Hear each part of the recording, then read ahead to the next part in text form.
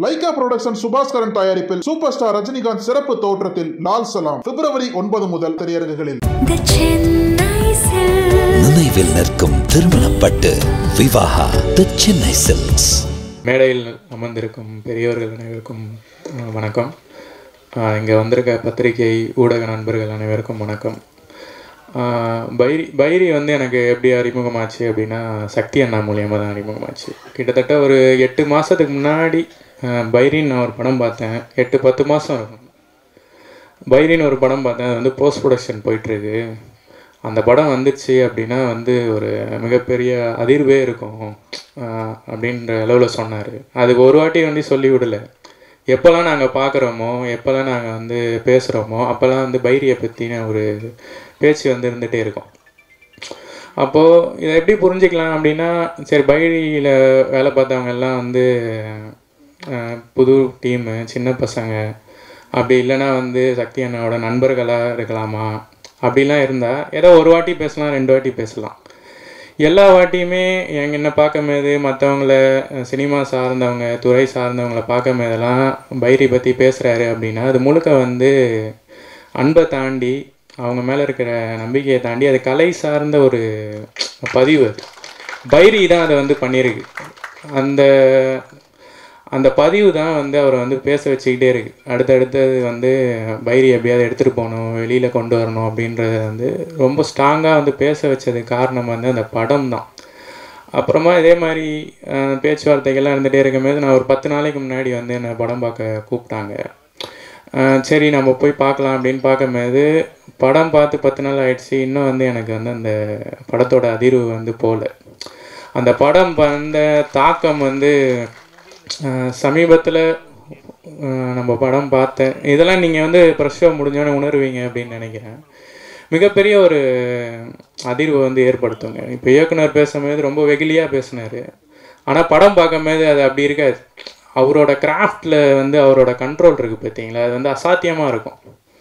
ஒரு ஃப்ரேம்னால் அந்த ஃப்ரேம்குள்ளே என்ன கம்போஸ் பண்ணணும், அந்த ஃப்ரேமில் இருக்கிற எல்லா நடிகர்களுமே நடிக்கிறாங்க. அந்த ஃப்ரேமில் என்ன இருக்கணும், என்ன இருக்கக்கூடாது அப்படின்னு சொல்லிட்டு அந்த கிராஃப்ட்டுக்குள்ளே இவ்வளோ கண்ட்ரோல் பண்ண முடியுமா அப்படின்றது ரொம்ப ஒரு அசாத்தியமாக இருக்கும். இந்த பைரியில் ஒரு ஃப்ரேமே பேசும், ஒரு ஃப்ரேமே நடிக்கும். ஒரு ஃப்ரேம்லேயுமே கலை இயக்குனர் யாருன்னு தெரில, அவர் சொல்லவே இல்லைன்னு நினைக்கிறேன்.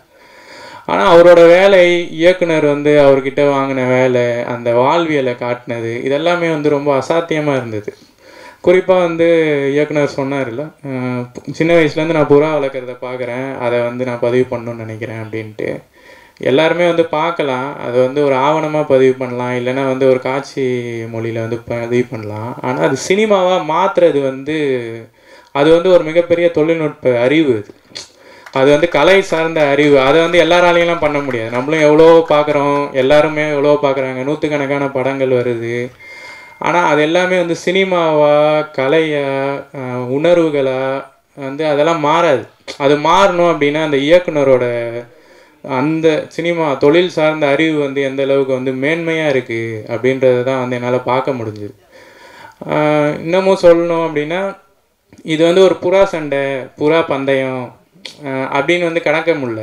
அந்த புறா பந்தயத்துக்குள்ளே இருக்கிற மாந்தர்களோட உணர்வு ரொம்ப தீவிரமாக பேசுது. அந்த சமூகத்தை ரொம்ப அழுத்தமாக பேசுது. இப்போ புறா பந்தயத்தால் ஒரு தலைமுறையாக வளர்ந்து வரவங்க அவன் பையன் அதாவது அது வேணாம் அப்படின்னு சொல்லிட்டு ஒரு அம்மா போராடுறாங்க. அது ஒரு சமூக மாற்றத்துக்கான ஒரு விஷயமா அவர் கையாளுறார். இது அப்படியே தொடரக்கூடாது, என் பையனும் எதுக்கு இதிலேயே போய் கெட்டு போகணும், அழியணும் அப்படின்னு சொல்லிட்டு அங்கே இருக்கிற ஒரு உணர்வு போராட்டம், அதுக்கு நடுவில் இருக்கிற அரசியல் பிரச்சனை, ஜாதி, மதம், இனம் அப்படின்னு சொல்லிட்டு இந்த படத்தோட அடுக்குகள் ரொம்ப பெருசாக இருக்குங்க. ரொம்ப பெரிய ஒரு பார்வை. இது ஒரு சின்னதாக ஒரு சண்டை படம்.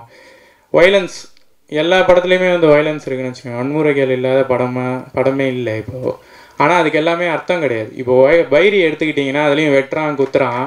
ஆனால் அது எல்லாத்துக்குமே காரணம் இருக்குது. காஸ் அண்ட் எஃபெக்ட்னு சொல்லுவாங்க. ஒரு காட்சிக்கும் இன்னொரு காட்சிக்கும் அப்படியே தொடர்பு இருக்குது. இவன் ஏன் வெட்டுறான், இந்த கேரக்டர் இப்படி ரியாக்ட் ஆகுது, இந்த கேரக்டர் ஏன் இப்படி நடிக்குது அப்படின்னு சொல்லிட்டு அந்த கடமே பேசுது. அந்தளவுக்கு ஆழமாக இருக்குது. இன்னமும் சொல்லணும் அப்படின்னா, கொஞ்சம் வருஷத்துக்கு முன்னாடி வந்து புதுப்பேட்டைன்னு ஒரு படம் வந்தது. சென்னையை பொறுத்தவரையில் வந்து புதுப்பேட்டை தான் வந்து ஒரு அந்த வாழ்வியலை, அந்த ரவுடிகள் கலாச்சாரத்தை வந்து ரொம்ப தீவிரமாக பேசுச்சு அப்படின்னு சொல்லலாம். அப்புறமா வந்து ஆடுகளம்னு ஒன்று வந்தது. அது மாதிரி தென் மாவட்டத்துக்கு வந்து பைரியை வந்து நம்மளால் வந்து தவிர்க்கவே முடியாது. இன்னமும் சொல்லணும் அப்படின்னா, புதுப்பேட்டை, ஆடுகளம், வட சென்னை இதெல்லாத்தையும் கடந்த ஒரு படி மேலே தான் வந்து பைரி இருக்குது. ஏன் அப்படின்னு சொல்லணும் அப்படின்னா, புதுப்பேட்டையோ ஆடுகளமோ எடுக்கும்போது பார்த்தீங்கன்னா, அது ஒரு பெரிய தயாரிப்பு, பெரிய இயக்குனர், பெரிய நடிகர்கள். அந்த படத்தை அவங்க ரொம்ப சொகுசாக கம்ஃபர்டபுளாக ஆகிட்டு பண்ணுறாங்க. பட் இந்த டீம் வந்து அந்த மாதிரியான ஒரு பதிவை முதல் முயற்சியிலே பண்ணுறாங்க, ரொம்ப ஆழமாக பண்ணுறாங்க. அந்த வாழ்வியலை வந்து இவ்வளோ ராவாக பதிவு பண்ணுறது வந்து ரொம்ப எப்படி சொல்கிறது, 1000ல் ஒரு படம் வரும், 500ல் ஒரு படம் வரும், அப்படி தான் வரும். இந்த வருஷத்தில் மிகப்பெரிய சம்பவம் வந்து பைரி தான். பைரி நிறையா படம் வரப்போகுதுன்னு வச்சுக்கோங்களேன், நிறையா படங்கள் வரலாம்.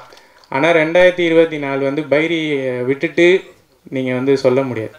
நம்மளால் வந்து கண்டிப்பாக வந்து பைரியை தவிர்த்துட்டு இந்த வருஷத்தோட படங்களை வந்து நம்மளால் பேச முடியாது. பைரி வந்து அதில் கண்டிப்பாக இடம் பிடிக்கும்.